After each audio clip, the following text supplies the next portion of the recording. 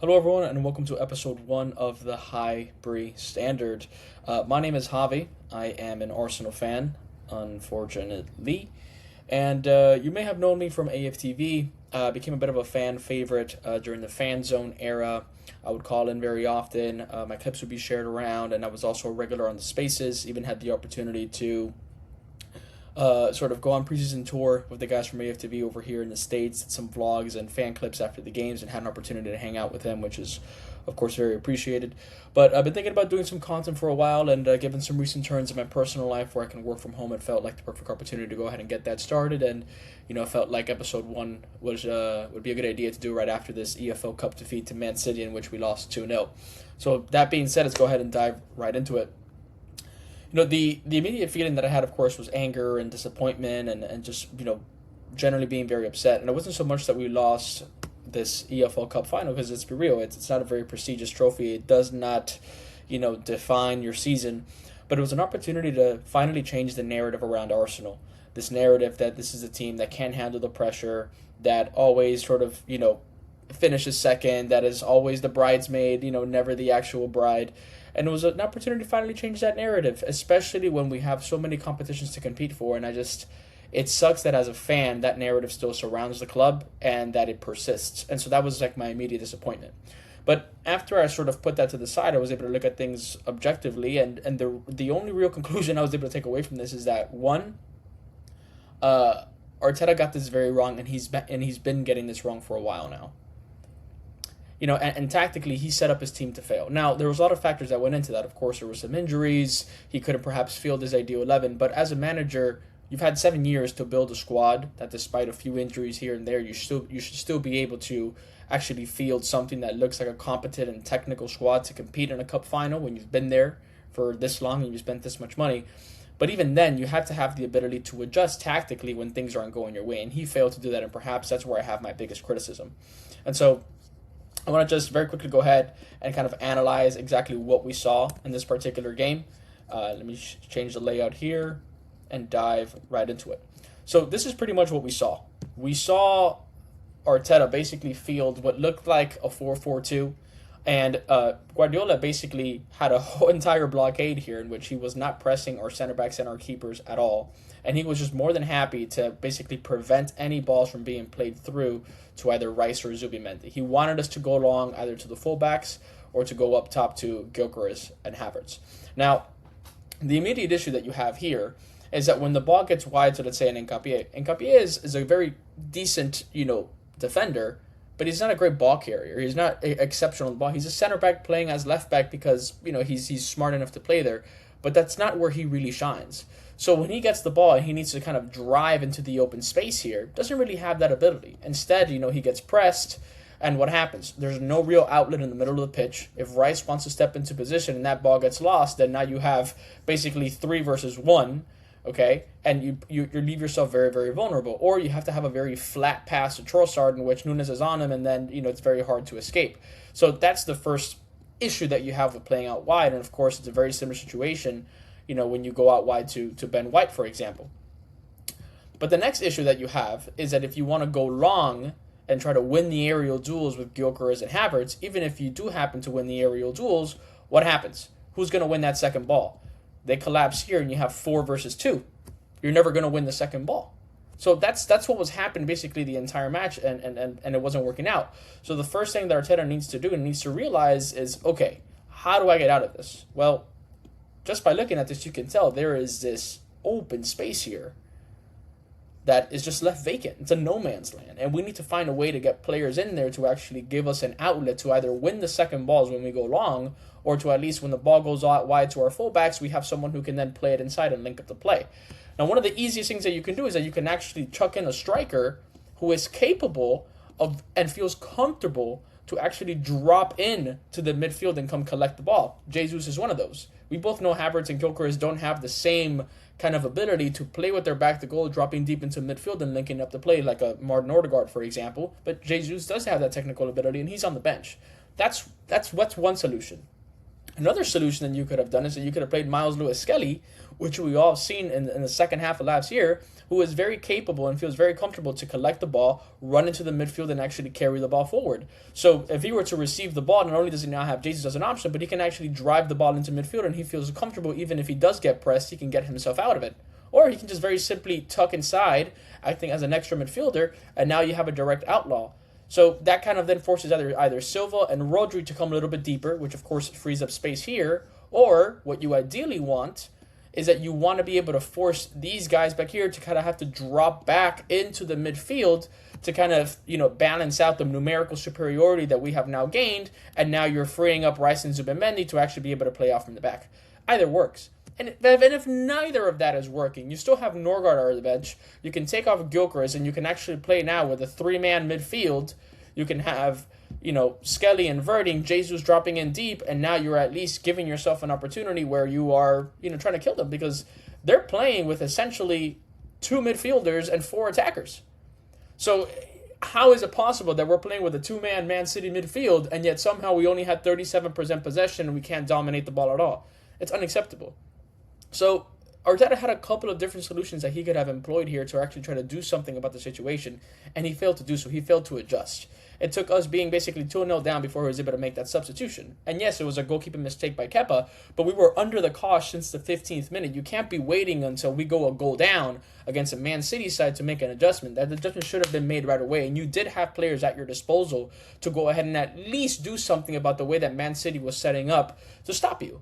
And they realized the only real technical players that they have on the pitch right now that is capable of playing out from the back are Rice and Zubimendi, so let me just prevent the ball from going to them, and let me force them to hoof it long where I'm going to be able to win those second balls. And that's where the game was won and lost. Now, people heavily criticize Saka this game. And I want to be fair to Bukayo, because when your team when you are set up in a way where it's very difficult for you to influence the game and you're basically set up to fail, it's very difficult to actually influence the game. And although he should have done more, and I will criticize him, our fan base needs to stop looking at Bukayo Saka as the savior of Arsenal Football Club, as this game changer, as this world-class player, because, guys, he hasn't been any of those things. He is not a world-class player. He is not a game changer. He isn't. He's a good player, but he isn't that. He's not at that level. And people will say, oh, what do you mean Bukayo Saka's been carrying this football club? He's been carrying us. Carrying us to where? Carrying us to where? A top 4 battle? That's what he's been carrying us to? This team hasn't won any trophies. Okay, we made it to a semifinal of the Champions League and we got dog-walked by PSG. Okay, we couldn't even beat them home or away. And we beat the worst Real Madrid side in like the last 20 years. What has he carried us to? 3 second-place finishes? And in one of those title run-ins, he missed a penalty against West Ham. What has he carried us to? I'm not saying he's a shit player, but let's stop pretending like he's the kind of player that can pick up the ball at the halfway line and dribble 30, 40 yards up the pitch, beating 2, 3 defenders, cutting inside, and then whipping it top bins. He's never done that. We've never seen that from him. He doesn't really have that quality. I've seen Lamine Yamal do that. I've seen Kvaratskhelia do that. I've seen Dembele do that. I've seen Arjen Robben do that. I've seen Messi do that. I've seen Hazard do that. I've never seen Bukayo do that. And even if he did possess the ability, the reality is that Arteta doesn't really ask it of his wingers. Arteta likes his wingers to be very wide, hugging the touchline, stretching out the back 4, and he wants the midfielders to be the ones that are crashing into the box. So even if he did have that quality, it's not what Arteta asks of him. So please, let's stop pretending like Bukayo Saka is this world-class player and that he's this game changer, because all that really does is take away pressure from the board and from Arteta from going into the transfer market and actually bringing us a world-class player, actually bringing us a game changer, actually bringing us a game winner. If we go around saying that every single player on here is world-class, then there's no pressure to bring in an actual world-class player. So please, let's stop with this Bukayo Saka narrative. He's a decent winger. He's got good strength. He's got good tight touch control. He's a decent dribbler. He's got a decent shot. He's a decent passer of the ball. And he can go both ways. That's an asset of its own, and let's leave it at that. But come on, this guy's best ever season was comparable with Martinelli and Odegaard's when we were flying high and we were super attacking. That was his best season. This guy's never had the season that was crushing numbers and scoring goals for fun. He got his first open play goal a few weeks ago, and it was his first open play goal in like a year and a half. So let's stop. Please, let's stop. That being said, though, okay, I saw Federico Valverde score a hat-trick against O'Reilly, and all 3 of the goals came from that basically left-hand side, and yet Bukayo Saka didn't have a sniff against this guy, and I thought Bukayo Saka was going to be having a field day. And instead, not only did O'Reilly neutralize Saka, he ended up scoring 2 goals and was the man of the match. So that tells you everything you need to know about this guy's performance. He's been piss poor for us, and he's been poor for a very, very long time. And I personally believe that comes down to Mikel Arteta. Mikel Arteta has been building a side now for the last couple of years that, frankly, I don't really know what he's doing, and I don't know which direction he's heading. And if there's anything that we can take away from this cup final, is that you need to understand that when you go up against some of the better teams in Europe, especially Barcelona, who we most likely face in the semifinal, the FA Cup semi or final that we may have now, we're playing the likes of either City, Liverpool, maybe Chelsea. When you're going up against a PSG or a Bayern Munich, you need to have technical players on the field. You can't just rely on physicality and defending and nicking a corner, because, guys, against Manchester City, we only had 3 corners in the game. 3.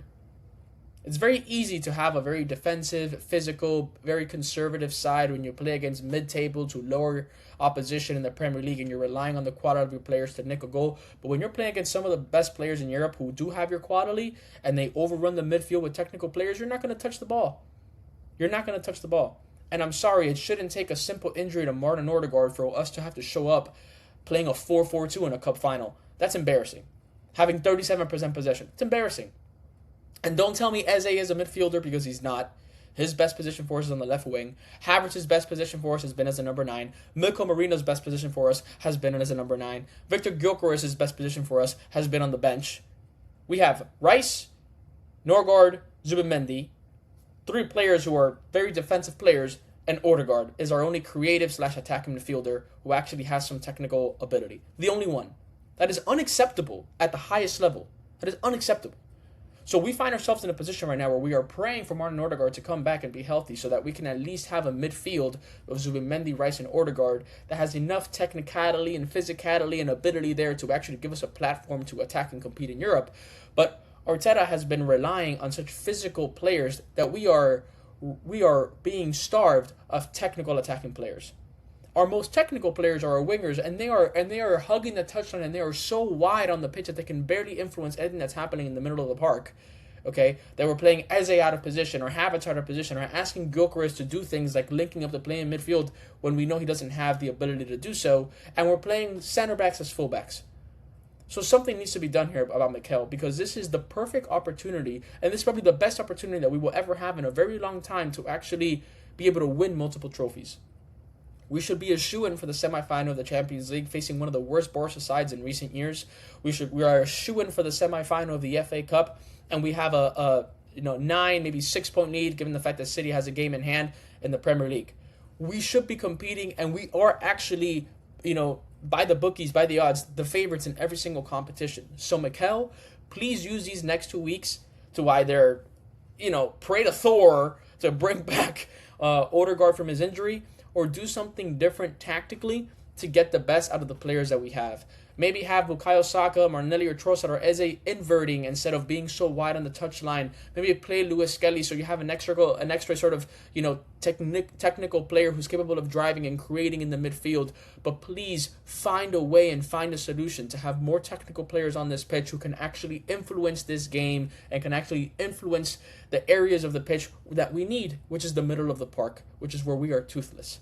So we need to find a solution. We need to bounce back. We need to find a way to do something a little bit better. Because honestly, guys, if all we walk away with at the end of the season is just a Premier League title, I'm going to feel very disappointed. I know we've been waiting over 20 years for one, but we're never going to get another chance and another opportunity to win this many trophies. We're never going to get such easy run-ins in the Champions League and in the FA Cup the way we've had. We're never going to get a Premier League this bad again, because these teams around us are only going to be getting better. And with the level that we've been playing at, the boring style of football that we've been playing, having a Premier League alone would feel very underwhelming.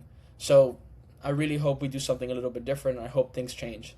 So that's pretty much it for episode 1. Thank you guys so much for watching. If you liked it, please leave a like, comment, subscribe, share with your friends. If you didn't like it, feel free to be a hater. You need your haters as well. So I invite you guys to do that. But keep an eye out for the next one. I don't really plan on doing player ratings or previews or anything like that in this particular channel. Just want to focus on high-level conversations, tactical analysis, transfers, incomings, outgoings, things of that sort. And hopefully you guys can enjoy it. So thank you so much, and I'll catch you on the next one.